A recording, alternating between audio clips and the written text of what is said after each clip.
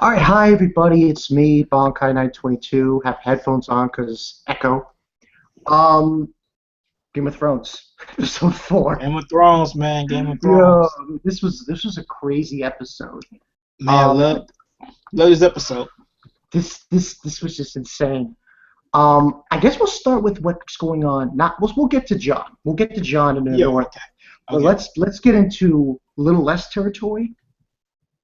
Theon, Reek, going home. Yes. Let's get to that. That was a little surprise when you saw last week's episode and you see what's going on, and he just escapes Ramsay and he just goes home to no father. That's And that's really really I, surprising. I definitely want to see where that's going because and it shocked me because he knew when he was talking to his sister, he pretty much admitted that he was mentally and physically broken. And for somebody just to be mentally and physically broken at first and then to just come out of that state of mind, that's crazy. You know what I'm saying? I Yeah, mean, I have a problem.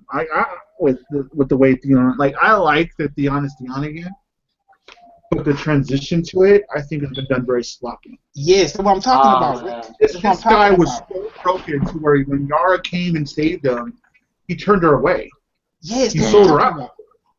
And then, like, all of a sudden with Sansa, he just snaps out. It, like, the transition to it like, it's very rushed. It's very, very rushed.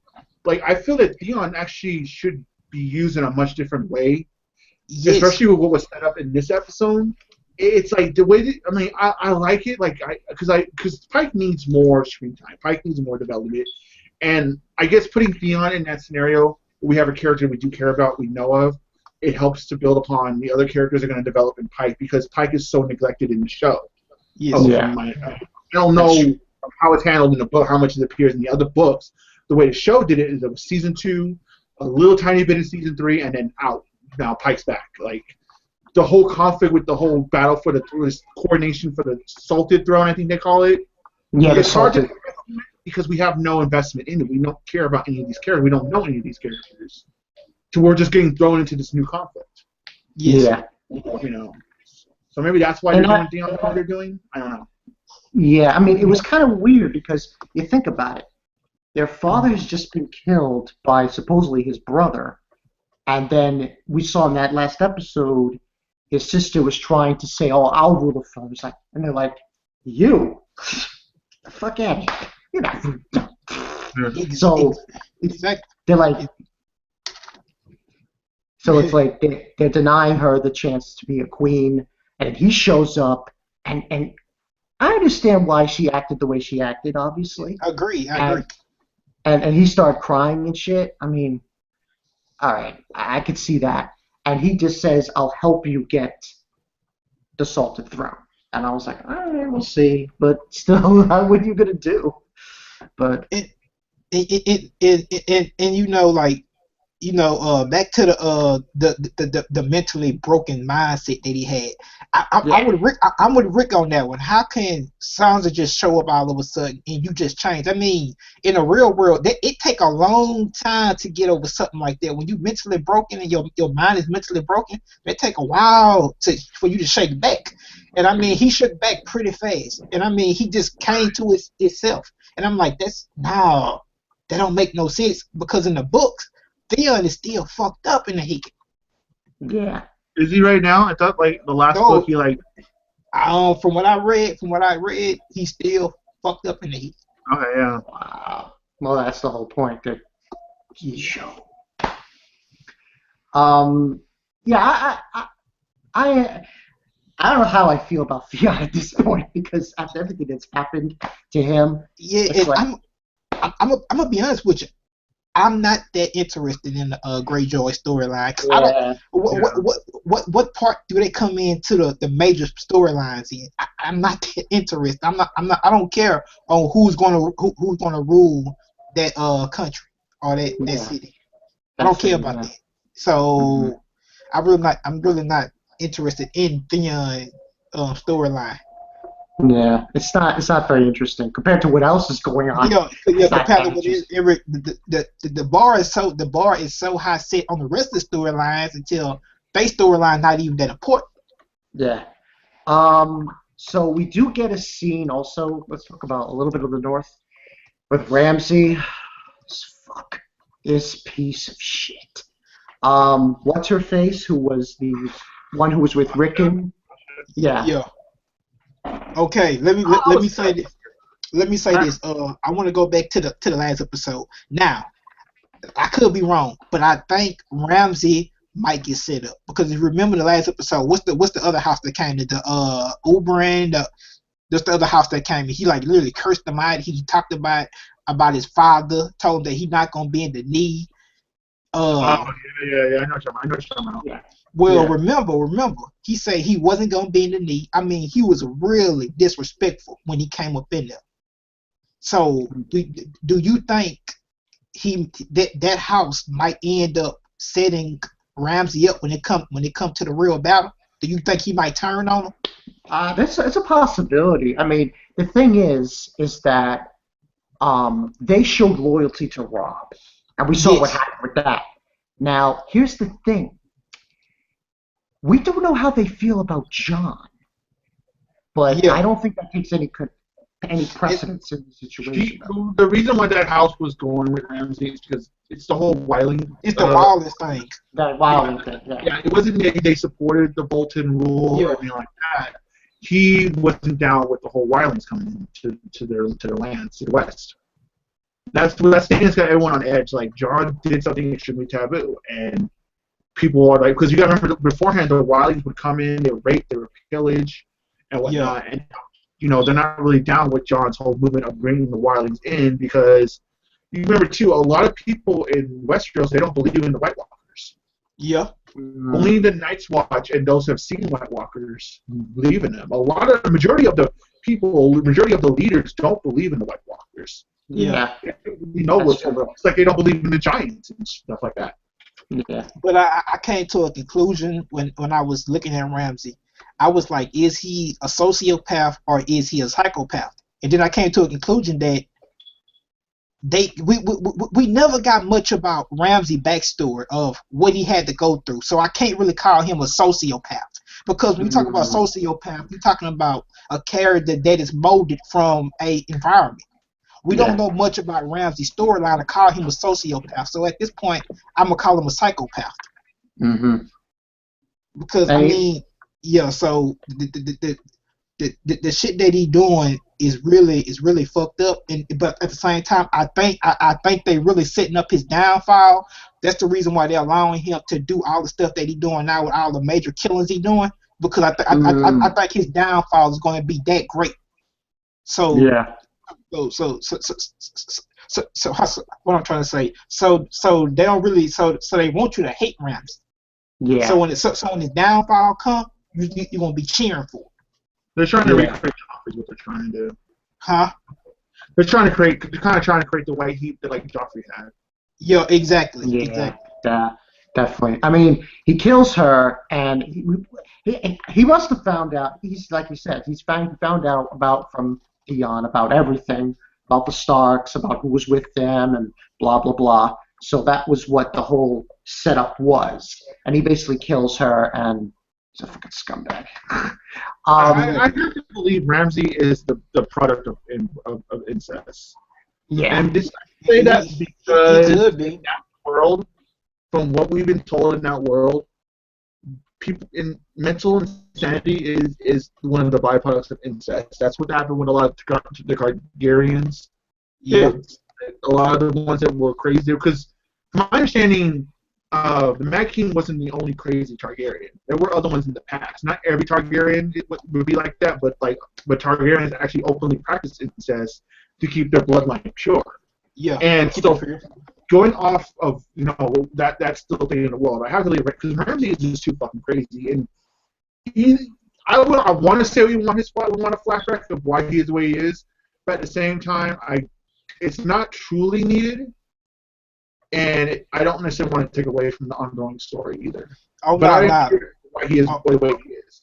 Oh no, I'm not. I'm not saying put it in the main story now because that take away minutes, time, all that type of shit.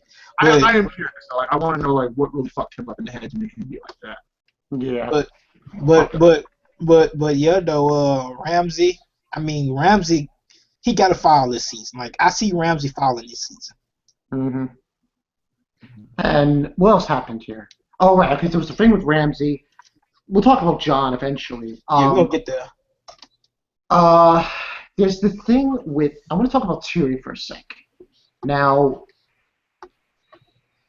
I I mean, this was a hard decision to make what he was trying to do when Danny wasn't there, and he was trying to plead to these guys. And it's the one thing that came up in my mind was the thing when they told him, you don't know. He said that he was a slave once, and he knows it. And then that girl says, "Oh, you don't know what it's like to be a slave." I thought that was an interesting thing to say during that situation. Yeah, like we were all talking in beforehand. I like how that played off each other. Like, Dion, it's very similar to Asha. How Asha trying to play with the same tactics she's pulled since day one, using her V to get her through the situation. Tyrant, no, Tyrion is kind of doing the same thing where he's trying to, to pull his cards and whatnot. I think it's going to blow up in his face because I think that was kind of like set up to where Tyrion doesn't know what he's really dealing with. He's underestimating his opponent, in a sense. I think that's what, and that's what actually I would like to see Tyrion kind of fall on his face in this sense. Not to mention that when Danny does come back, I don't think Danny's going to like this deal at all. No, she's not going to like it. I don't, and I'm not saying Danny's right because I mean I kind of do see where Tyrion's coming from though, in like a different situation you want to give and take kind of scenario, Yeah. And to overthrow society, which we've learned in our own world itself, in the past actions of our government, you can't just take everything away and make them start anew from the ground up. You have to ease them into the situation. Yeah, I have to ease them. So I think Tyrion is being logical. But I don't think that at the same time, I don't think the masters want to change at all. And Danny in this situation, I'm sorry, Danny when it comes to slavery there's no middle ground for her. No. It's either no or no, no or no. No, there's no slavery. There's no halfway point. There's no mean point. So Danny's not going to be down for this at all. Yeah. And we talked about this. We were talking about this before the stream came up. And like I said, when Tyrion was talking in the last episode, he said, I know things. He said, I drink and I know things. It's like he was confident in what he said. So, like I said, we know Game of Thrones have flawed characters, good and bad. They all make mistakes. But it seemed like every time Tyrion come up with a game plan, it always go through. So, for the first time in the series, I want to see Tyrion game plan fail. And after it failed, I want to see how he's going to react to the situation after it fails. Yeah. I totally agree with it. Yeah, definitely. Because Rick was talking about the Danny thing, and you was like, how you said Danny always succeeded, and she never just really had to go through anything like a struggle or nothing like that.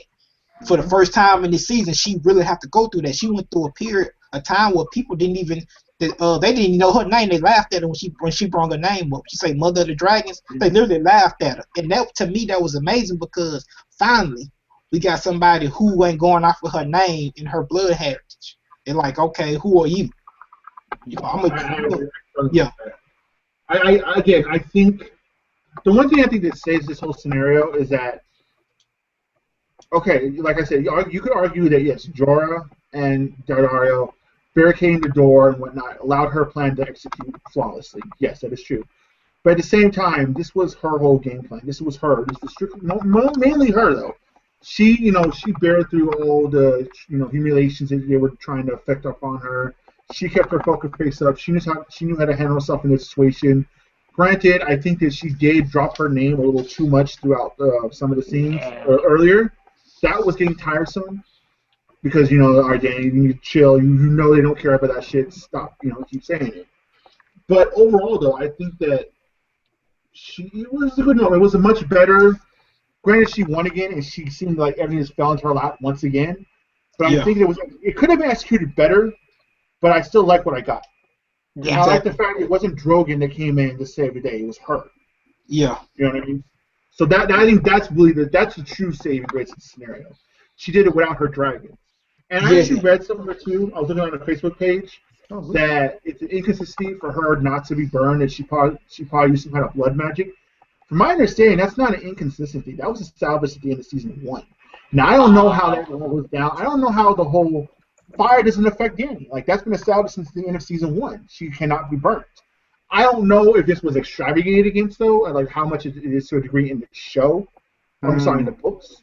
So maybe the show extravagated upon it. I don't know. Yeah, and I hate when people bring that comparison up. They be like, well, her brother's a Targaryen, but you got to look at it. He got a pot of No, gold. no, no, no. Hold on. But only some Targaryens. They're not all Targaryens of the dragon though. That was established as well in season one. But even so though, I still think it's a difference between getting burnt and getting a pot of gold melted on top of your head. yeah. I mean, Are you talking about Danny right now? yeah, we're talking about Danny. Oh, that scene was badass, man. You know, I noticed she was naked. I want to assume they did the That's whole. her thing, though, right? I want to assume they did because they did the because like Leanna Hensley, she has the same clause in her contract. That wasn't her body in this last season. So maybe they did the same thing they did with her. Mm-hmm. Like when she did the Walk of Shame, they actually like CG'd a body, like a body double or something like that. Yeah, somebody else Okay. body, another woman body, he's another woman body. Yeah.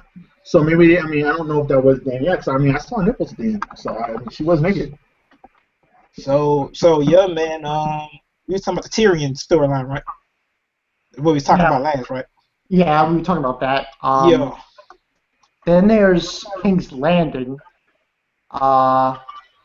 Tommen and Cersei and the High Sparrow talking to Margaret, and Hey, can I just say? I'm glad they're gonna team up against the High Sparrow. I personally hate him too. Wait, am I the only one that actually finds Everything's the High like- Sparrow boring? The High Sparrow, the character himself. Am I the one that finds him dry and boring, like when he talks? He's very boring. He's very boring. But here's my question to you. You know what made it so boring too? Because the person 9 out of 10 times, like the only thing I liked was when he's talking to Jamie, because Jamie actually talks shit back.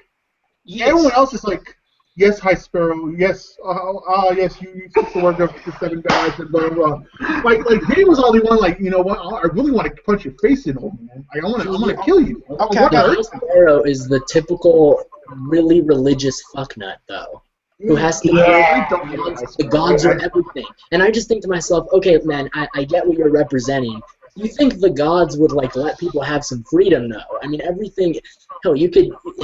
I mean, if you do this, the gods affect it. If you do that, the gods affect it. It's all influenced by the gods, and that's what scares people in this verse because they've been made to believe that the gods dictate everything one way or another. So he's got them all by the balls, and now they're finally going to do something about it. And I'm not anti-religion. I'm just saying to myself, like, wow, he's getting really annoying now. At first I thought he was just some crazy old man who gonna get bitch slapped by Cersei or something. Well, here's my thing, though. The problems I've had with the High Sparrow storyline since last season. It made no sense to me for a while until actually this episode, where certain things were put in perspective. It made no sense that this man was able to get away with what he was getting away with, because Joffrey would have not let this shit happen. Robert, I don't think would have let this shit happen either. Tywin wouldn't let this shit happen. Like the High Sparrow would never be able to do what he did. Even if there is a law that says the faith can hold someone accountable, even if they're the queen, they would do something about it. Something would be done to where like it's almost very inconsistent to where things got to this point. Right? Well, but then you go into this week's episode where they talk about the possibility of civil war, which is why they have to have the Tyrell people come in and act against the High Sparrow, because if the Tyrells do it, it takes the heat off the crown and puts it on the Tyrells. And Olena's actually down for it. She's like, oh, I don't care. I want my granddaughter and my grandson out. I'm gonna say this. I think High Sparrow he's boring, but at the same time I respect what he did because he was able to break Sansa. and I And love Cersei. that. Huh? Cersei. Cersei. Yeah, yeah. He was able to break Cersei mentally and physically. I mean, Cersei was on this high horse. She was on this hierarchy where she felt she was better than everybody. And just to bring her down to the slums and break her the way he did, that was fucking phenomenal. But I do agree with Rick. Now he's annoying. But my thing is, I want to ask y'all is, how can somebody from the slums be that dangerous? I'm just trying to be serious here. Like, what is dangerous about him? Like he's like the Charles. He's like just got this Charles Manson thing going on where he talks and people listen for every reason, and he seduces people with his words, and it's that whole Messiah mentality.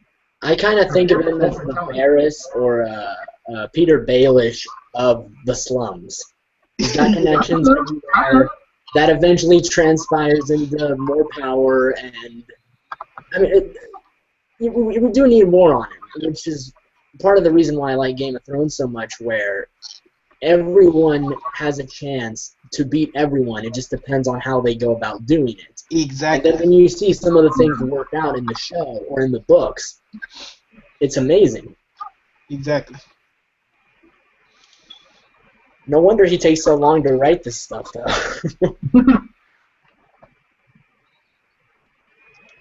Exactly. So I think that's a good point. Like Cersei did give. Huh? Cersei did give the High Sparrow power because I think she gave him. She made the High Sparrow the new scepter. They fired that dude. They put the High Sparrow in, but they also they militarized his followers, those black robe dudes, because beforehand the scepter wasn't this. If I remember correctly, the scepter they didn't have a militia, and that's what those black robes are. They are the Fate's militia, and Cersei was able to reinstate that, and that's what kind of fucked everything up, and that's what put him in the position he's in. So yeah, Cersei did cause that, but at the same time, give it, take it as well. Like I mean, that alone doesn't give him and allow him to do all the things that he's done. Like it should. I mean, if the other people were around, this would not have happened. If Tyrion was around, this would never have happened. Yeah. That's what I'm saying. Yeah. I understand it. I see what you're saying, but I'm sorry, man. Cersei was on this high horse, man, and I'm so happy to see her get knocked out. I agree with you because at first I was mad when the way the season ended, when Robert the Strong brought her to pick her up and everything. All right, this was for nothing because she's just going to come in and get her revenge next season. No, there's actually lasting effects of that walk on Cersei. Like that's actually fucked her up. She's not actually as arrogant as she once was. She was, and you actually, if you look at the way she's acted in the past couple episodes, you can see that actually has stuck with her. Even when she was even in like the opener when with her and Jaime, she broke in front of Jaime and how like she actually felt she deserved that. Yes, and for things she did. So there are some lasting effects to that walk, which I do like. But now I think he's annoying because I'm like, damn, you already broke her. Why you keep fucking with her? Like for real, like I think he gonna push that death upon him. Pick them up. Rick Rage Quit. Yeah, Rage Quit. Alright, so I'm sorry, but I had a little complication with my computer. What were we talking about? The High Sparrow and how annoying. The High Sparrow. Okay, yeah, right. I mean, it's kind of funny. Like you had this old guy who has this group of fucking cult members. I know. This is so ridiculous, but it seems like they're going to use the Tyrell army now, go in there and take care of business. This is going to be huge. Like, we got 2 battles almost happening simultaneously in a way. Like Rick said before, that's not going to be a battle. That's going to be a slaughter. Honestly, that really shouldn't be a battle. That really shouldn't. There's just a bunch of thugs in black robes with bully clubs. Yeah. Yeah, that's what I'm saying. Seriously, think about it. Like, this is the Tyrells that were able to turn the tide against Stannis Baratheon at his peak. Bully clubs in black robes are going to really do anything against the Tyrell? Oh, come on now. It really should. What else happened? Okay, we have that. The thing at King's Landing, which wasn't really a lot. But then we had let's talk about obviously Jon. Now, Ooh, best the beginning part of this episode, I was like, Oh finally, man, let me tell you something, like, bro. Let me tell you something. Y'all, Rick, y'all know I'm House Stark to the fullest. Man, when I saw Sansa and Jon Snow a hug, I down there fucking cried, yo. that was special. But here's the Because other thing. The other thing was, this was the first time Brienne talked to Davos yes, after she killed Stannis. I was expecting a review. The tension was amazing in that scene. Like, oh, I was like, and then when he no, fuck that. When he pulled Melisandre aside and asked about Serene, you know Melisandre didn't answer that question. You know she didn't yeah. know what happened. She would have been headed right there and then. Donald would have eviscerated her right there and then. That was an intense scene, and I didn't. At the moment it happened, I thought to myself, "Oh shit, this is gonna happen." I fucking forgot about that. Oh yeah, because when I first saw it, I was like, and then at the same time, I remember Roose Bolton saying that Stannis got killed, but I didn't really. I still didn't really believe it until Brienne told Davos that she was like, yeah, I killed Stannis. I was like, fuck, he did. Oh man, that was so intense. And then, Hey, listen, man, I'm sorry, man. I'm still a Stannis fan. He's like, fuck that, damn it, damn. Hey man, listen, I was at the store talking to this dude. He was like, hold on, you still like Stannis after what he did to his daughter? I said, I'm sorry, man. He had reasons. Yeah, so I was like, he had reasons. Then there was that other scene later on where they're eating. And Yeah. what's his name? I want to talk about the initial reunion between Sansa and Jon. That could have fell apart because in the back of my mind, before it really kicked in, I was thinking, wait a minute, how am I supposed to feel for this when these mofos? This is the first time we even see him in the same scene. Has Sansa even said Jon's name in this entire series? They never even there's never been no connection whatsoever, like until this point. But Yeah. like Kit and Sophia, the music and the way it was done, it made you feel it. It was perfectly executed, and that's what saved that scene, in my opinion. Yeah. And then of course carrying over into the little one-on-one talk. That was really nice. Yeah, I mean, it was kind of funny how this happened because, remember, Jon just came back alive. And he stated last week, my watch has ended. And he was ready to pack it up and go. And sure enough, here comes Sansa. And he's like, oh, fuck. Now I can't. Oh, fuck, I might die again. I might die again. I can't. Because... Was I the only one that was thinking he was gonna leave right before Sansa gets there? And I'm like, yeah, he was gonna leave again. Out the door. He would have been gone. And the thing is, I would have been like, really? Because we've had something like that before with the whole a couple seasons back when Bran, how they heard like Bran was literally over a tree, and then Jon was right there. And then like Bran was like, the kid was like, if you tell Jon you're right. He gonna try to take it. Go. So like we had like almost a meeting, but then the last minute, Brand's like, all right, I gotta go. Yeah. So man, my thoughts, man, shit.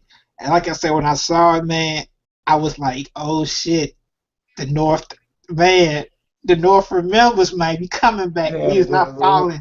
He's not falling, man.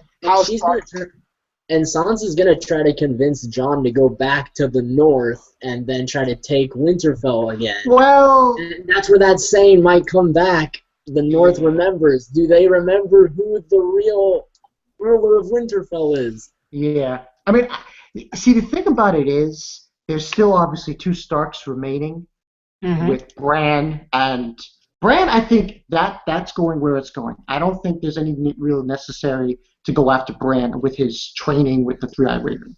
Arya, I think they need to get her. I personally think because, all right, yeah, she's with him, training, blind. Now I'm not blind, but at the same time, I still think they need to get her.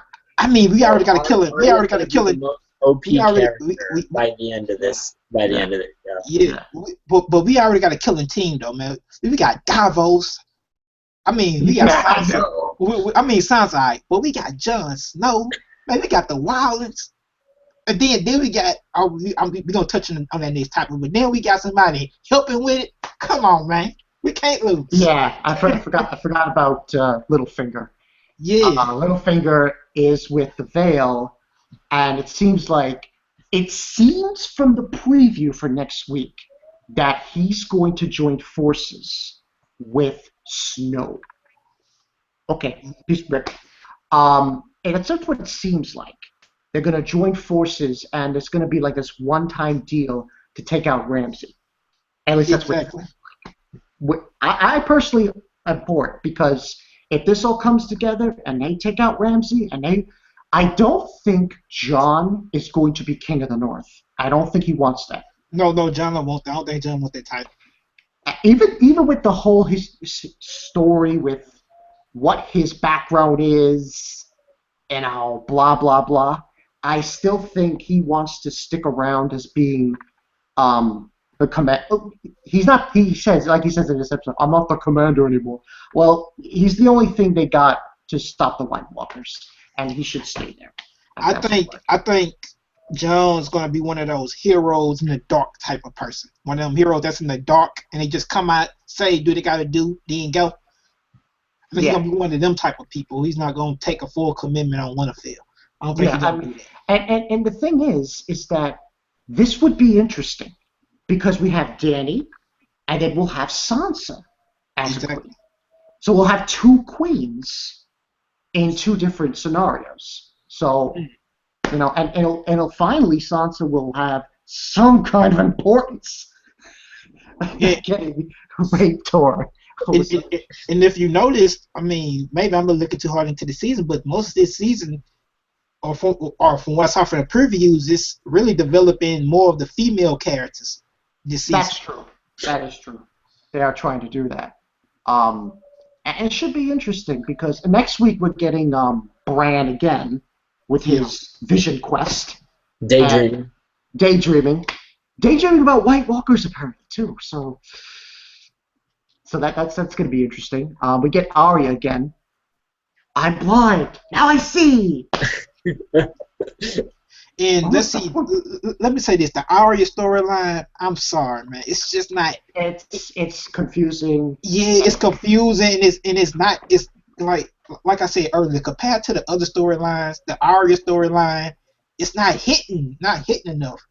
I mean, what key role is she going to play in the other storylines that she might be involved in the future? I mean, what? The thing she wanted to get this power to kill all these people on her list, which are slowly dying, right? Yes. It was the Hound, it was Joffrey. She missed both. Cersei's next. Who knows if she's going to get to Cersei first, but I agree. It's confusing. You don't know where she's going with it. You can assume that she's going to finish the training and then head over to where all the action's going on and just be like, all right, time to fuck shit up. Yeah. I mean, I think the whole point of it was that guy is trying to make her into someone that doesn't have a name. What's your name? And she says, no one. I think that's what it is, but it's a weird concept. I think he's trying to get her to forget about everything about Arya, about her grudges and revenge and everything else in between. But you never know with this situation. But overall, for this episode, I give it a 9 out of 10, because it was really, but say what you will, but I personally think it deserves a 9 out of 10 at least, because of the Jon thing. I was either going with a 8.5 or a 9 out of 10. Yeah. Same. Yeah. So, I think that's about it. I mean, we could talk about what's going on in next week's episode, but pretty much. Here's something interesting I saw in the comments, though. Would it really be necessary for Arya to kill someone, or would it just be something that would happen just for the sake of happening? Because she's away from everyone right now. It's not necessarily like the person training her, I forget his name, has that much concern in the Iron Throne or what's going on elsewhere. He just wants to turn her into no one. And people still aren't entirely sure what that means. Would it really be necessary? Would it add anything to the story other than tuning Arya's own horn? You know, she killed someone. Okay, I'm cross another name off my list. Big deal. Unless someone is going to go to Bravos or she's going to leave Bravos and she's going to go somewhere else, then you could say, okay, maybe it has some kind of significance. Maybe it like she kills someone, if it be Walter Frey or Cersei, whoever's on that list, that makes a dramatic impact on the wars. But at this point, I don't think so. I don't think it doesn't have any real meaning. Yeah, because I think the point of the training is to get her to forgive, and and to tell you the truth, I don't see her going back to Winterfell. I don't see. No, unless Brienne decides that she wants that. Let's say, for argument's sake, Sansa does order Brienne go to so and so forth, find Arya. Unless it's like that, I don't see her coming back. Yes, and if I don't know if y'all noticed this, but lately in the Game of Thrones, it's like a lot of oaths been broken. Like, a lot of people ain't keeping their oath. They not been in the need. It's like they don't really care about none of that no more. It's just about the Game of Thrones. Like dirty people trying to win. It's like they don't have no honor no more. It's like damn, like everybody doing anything to win now, any cost. And that's part of what I love about it. It's bringing people down to the point where how far are you willing to go for this power, and then these overlapping storylines. I mean, I was going back to last week. I was still surprised when Ramsay killed Bruce Bolton. I know. I honestly did not see that coming, and I feel like I really should have. But that's where it really came to me yet again, because some break time between the season. Wow, this is Game of Thrones. Yeah. Holy shit, this is what this is all about. You know what? That came to me last year's season, because I was like, when he said that I'm having a son, and he said I'm having a baby, and if it be a son, he is like the heir. I saw it right then and there. Ramsay was setting up something. Like, Ramsay ain't gonna like that. Ramsay's gonna try to kill him, and then I'm gonna tell you the most satisfying thing about when he killed his father. He killed his father the exact same way his father killed Robb Stark. Exactly. He went straight to him, and he said, didn't he say I love you or something? No, he said what he said. I forgot what he said, but he stabbed him right in the stomach, just like what's his name, Roast Bolton did when he did Robb, because when he got the Robb, he said the Lannister saying their regard, and he just stabbed him. And he did it personally. Robb could have been killed by anybody in that room, but he did it personally and stabbed him. Notice how his son, how Ramsay did it personally, walked up to him personally and killed him. Yeah.